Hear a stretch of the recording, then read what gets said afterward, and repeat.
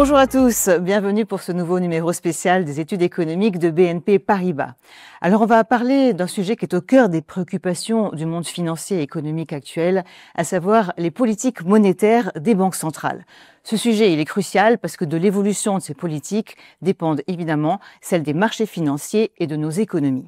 On aura 4 éclairages sur cette question. Tout d'abord, on va se poser la question de l'indépendance de ces banques centrales. On regardera ensuite quel est l'impact de ces politiques monétaires sur les économies avancées et puis évidemment leur impact en termes de crédit bancaire. Enfin, on élargira le spectre en parlant des économies émergentes qui, il faut le dire, tirent plutôt bien leur épingle du jeu dans un tel contexte.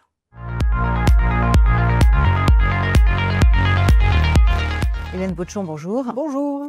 Vous êtes chef économiste adjointe, responsable de la recherche macroéconomique.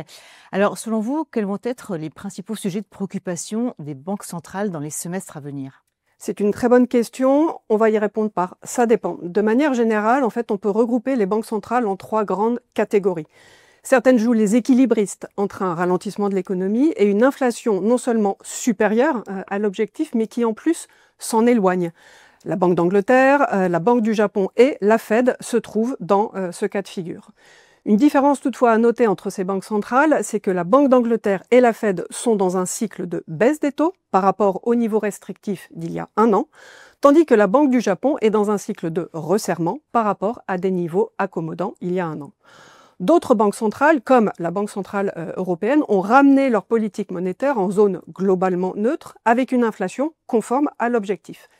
Mais elles doivent rester attentives à l'évolution de la situation économique qui pourrait justifier un assouplissement supplémentaire. La Banque du Canada est aussi dans ce cas de figure. Et puis enfin, quelques banques centrales tentent de lutter contre la déflation avec une inflation qui est proche de 0 et des taux d'intérêt qui sont encore très bas. C'est le cas des banques centrales chinoises et suisses. Alors, outre finalement les fluctuations, on va dire, habituelles du cycle économique, quels changements structurels les banques centrales doivent-elles prendre en considération et surtout comment ?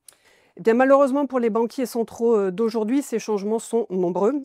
Parmi eux, nous citerons en premier ceux qui concernent la population active, qu'ils résultent des évolutions démographiques ou des politiques migratoires, comme aux États-Unis par exemple.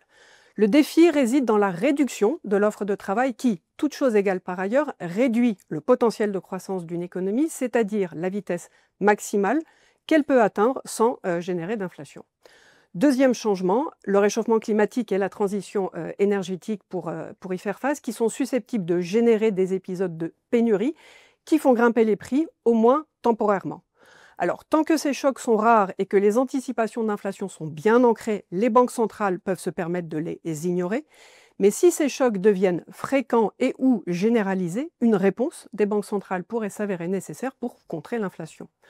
Troisième changement notable, l'intelligence artificielle qui a le potentiel d'augmenter fortement la productivité au fil du temps et donc le PIB potentiel. Ce changement, contrairement aux 2 précédents, pourrait faciliter la tâche des banques centrales en rehaussant justement la croissance potentielle. Mais comme on ne sait pas ni dans quel délai ni dans quelle ampleur cela pourrait se produire, pour l'heure, les banques centrales, ça serait imprudent de leur part de parier dessus pour l'instant. Est-ce que vous avez le sentiment finalement que les marchés financiers font preuve de complaisance et comment justement les taux de change pourraient s'intégrer dans les fonctions de réaction des banques centrales ? Le fait est que l'optimisme a dominé sur les marchés financiers depuis le début de l'année et le dollar s'est déprécié par rapport à la plupart des devises au lieu de s'apprécier comme beaucoup l'avaient prédit en réponse aux droits de douane américains. Mais ces évolutions donc, ont été bénéfiques pour l'économie mondiale. Dans l'ensemble, les conditions financières se sont assouplies depuis le début de l'année, ce qui explique donc en partie la résilience de l'économie mondiale. Mais tout excès peut nuire. On notera le niveau élevé de valorisation des marchés financiers pose des risques pour la stabilité financière. Et du côté des devises, si elles s'apprécient trop ou trop vite par rapport au dollar US, la compétitivité des exportations en pâtit et possiblement jusqu'à un point nécessitant une réaction des banques centrales qui ne souhaitent pas voir l'inflation davantage baisser. Est-ce que vous avez le sentiment peut-être que l'indépendance des banques centrales sera remise en question dans le futur ? C'est un risque à surveiller de près. Les banques centrales non indépendantes ont une longue histoire, que ce soit dans les pays développés comme émergents. Et cette histoire, en fait, on le sait, n'a pas de happy hand. Elle se traduit par plus d'inflation et moins de croissance. C'est pourquoi, au cours des dernières décennies, un consensus écrasant s'est dégagé en faveur de l'indépendance des banques centrales. Or, aujourd'hui, cette indépendance est ouvertement menacée aux États-Unis. Et la manière dont cette remise en question va se résoudre est de la plus haute importance, pour les États-Unis d'abord et pour le monde entier aussi. En effet, d'autres gouvernements partageant les mêmes orientations politiques que l'administration Trump pourraient, s'ils venaient à prendre le pouvoir, être tentés de suivre la même voie problématique. On se rend compte que l'indépendance des banques centrales, que l'on pensait acquise, doit être encore et toujours défendue. Merci beaucoup Hélène. On va enchaîner avec l'impact concret maintenant de ces politiques des banques centrales sur les économies avancées.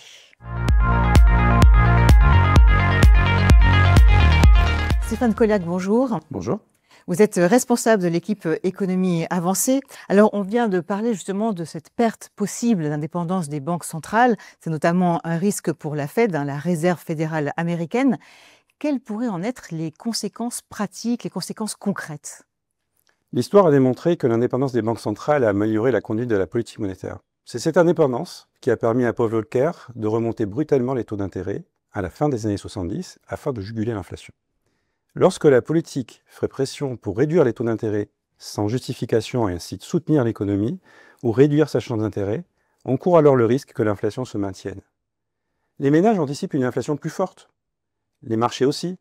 Les uns sont alors tentés de réduire leur consommation, les autres font augmenter les taux longs. Ce sont ces deux risques que doivent aujourd'hui éviter les États-Unis.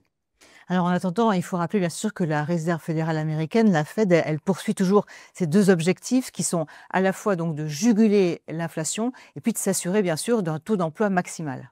Tout à fait. Les deux composantes de ce mandat dual posent question et ont aujourd'hui des implications différentes en termes de politique monétaire. Cela fait 55 mois que l'inflation excède sa cible de 2% en glissement annuel. Surtout, nous anticipons sa hausse modérée jusqu'à la mi-2026. Tiré vers le haut par la transmission des hausses de tarifs douaniers, ce qui pointe vers un biais restrictif. Mais en parallèle, le marché du travail se détériore nettement, avec la baisse des créations d'emplois salariés qui reflète une détérioration de la situation des entreprises. Ces développements impliquent de privilégier la composante emploi dans les choix à court terme. C'est ce nouvel environnement qui justifie un assouplissement de la politique monétaire. Nous prévoyons 3 baisses de taux de 25 points de base chacune de la Fed, une par réunion, entre septembre et décembre 2025. Alors ça, c'est pour la Fed, la Réserve fédérale américaine. A contrario, la Banque centrale européenne, la BCE, elle semble plutôt s'orienter vers un statu quo. Vous l'expliquez comment ? Il faut d'abord rendre à César ce qui lui appartient. La BCE a conduit un assouplissement monétaire graduel qui lui a permis, en près d'un an, de réduire son taux de dépôt de moitié, passant de 4% à 2%. Si elle a pu mener une telle politique, c'est que la précédente politique de resserrement monétaire a permis de réduire les pressions inflationnistes. Le taux d'inflation est ainsi revenu à la cible de la BCE qui est de 2%. Toutefois, force est de constater que la croissance européenne montre des signes de résilience et que le taux d'inflation est désormais bien ancré sur cette cible des 2%. Avec la perspective d'une reprise de la croissance allemande et des effets d'entraînement que cela provoquera dans le reste de la zone euro, il est désormais urgent d'attendre. Le taux de chômage a atteint récemment un plus bas historique en zone euro et la BCE joue la prudence, tant qu'elle ne sera pas certaine que cette reprise n'engendre pas de tensions inflationnistes. Merci beaucoup Stéphane. On va enchaîner maintenant en regardant justement l'impact de ces politiques monétaires en termes de crédit bancaire.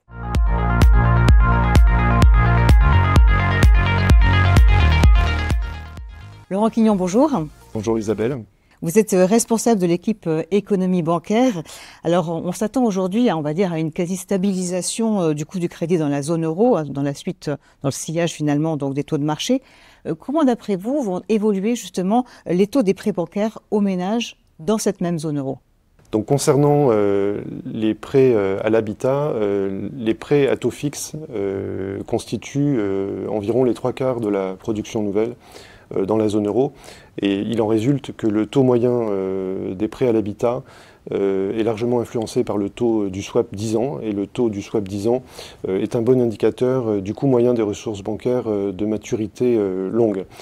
Et il a culminé à l'automne 2023 et est ensuite redescendu pour évoluer dans une fourchette de 2,30 à 2,60% depuis le printemps 2024. Et ces évolutions se sont répercutées, moyennant un petit délai de transmission sur les taux des prêts au logement, qui, après avoir atteint 4,06% en novembre 2023, eh bien, ont diminué jusqu'à 3,33% en février 2025 et évoluent depuis cette date de manière relativement stable, puisqu'il se situait à 3,28% d'après les derniers chiffres qui viennent d'être publiés par la Banque centrale européenne. Et pour les crédits à la consommation, alors, ça se passe comment ?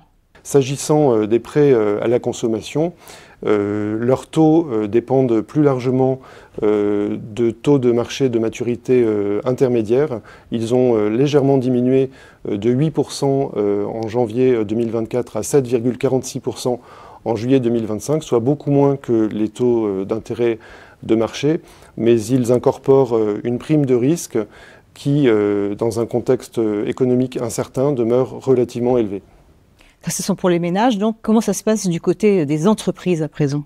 Alors les taux des prêts aux entreprises ont une part de crédit de maturité inférieure ou égale à 3 mois de l'ordre de 60%. Si l'on étend cette maturité jusqu'à 1 an, cette proportion grimpe à environ 80%. Ils sont donc beaucoup plus dépendants des taux de marché à court terme et ils ont fortement reflué, passant de 5,78% en novembre 2023 à 3,52% en juillet 2025. Si on se projette dans l'avenir, comment est-ce que vous voyez évoluer le coût du crédit à la fois aux ménages et aux entreprises pour les prochains trimestres ? Dans notre scénario, les taux directeurs de la Banque centrale européenne devraient se stabiliser à leurs niveaux actuels, au moins jusqu'à l'automne 2026. Et par ailleurs, la hausse modérée de certains taux souverains que nous envisageons repose sur une hypothèse de relative stabilité des taux swap et sur une hypothèse d'élargissement du swap spread, qui est l'écart entre le taux souverain et le taux du swap de maturité équivalente. En conséquence, les conditions de crédit appliquées aussi bien aux ménages qu'aux entreprises devraient peu ou prou se stabiliser autour de leurs niveaux actuels au cours des prochains mois sous ces hypothèses sous-jacentes. Merci beaucoup, merci Laurent. Merci Isabelle. On va parler maintenant donc de l'impact de ces politiques économiques sur les économies émergentes.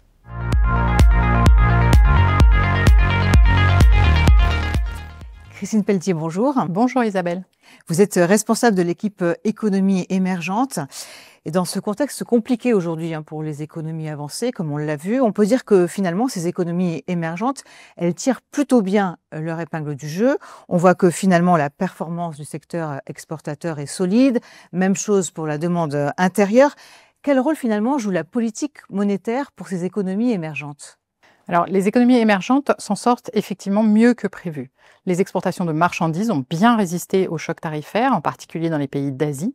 La demande intérieure a également tiré la croissance et les politiques monétaires ont joué un rôle important dans cette dynamique. Dans plus des 2/3 des principaux pays que nous suivons, les banques centrales ont coupé leur taux directeur depuis le début de l'année. L'assouplissement concerne l'ensemble des régions. On note des baisses de taux plus fortes, par exemple au Mexique, en Inde, en Indonésie ou encore en Égypte. Résultat, la croissance du crédit domestique a accéléré, en particulier en Europe centrale et en Amérique latine. En Chine, en revanche, emprunteurs et créanciers restent très prudents, les prêts bancaires ralentissent. Dans un petit nombre de pays, comme le Vietnam ou la Roumanie, les taux, eux, sont restés inchangés depuis début 2025, à cause notamment de tensions persistantes sur leur monnaie. Enfin, l'exception notable, c'est le Brésil. La Banque centrale y a relevé son taux directeur à un niveau historiquement élevé de 15%. Cette politique restrictive s'explique par une inflation élevée, au-dessus de la cible de 3%.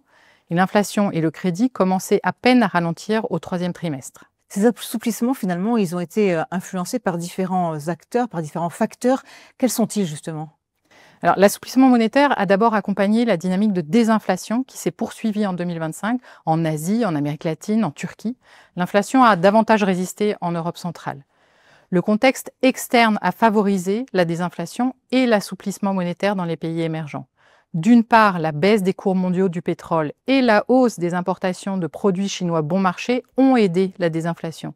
D'autre part, les conditions financières extérieures sont restées favorables, avec une hausse des flux de capitaux, une baisse des primes de risque et l'affaiblissement du dollar américain. Ainsi, une majorité de monnaies émergentes se sont renforcées contre le dollar au cours des premiers mois de 2025. Les monnaies d'Europe centrale, dans l'ensemble, se sont également appréciées ou stabilisées contre l'euro. Ceci a contribué à la désinflation et donné aux banques centrales une marge de manœuvre plus confortable pour abaisser les taux d'intérêt.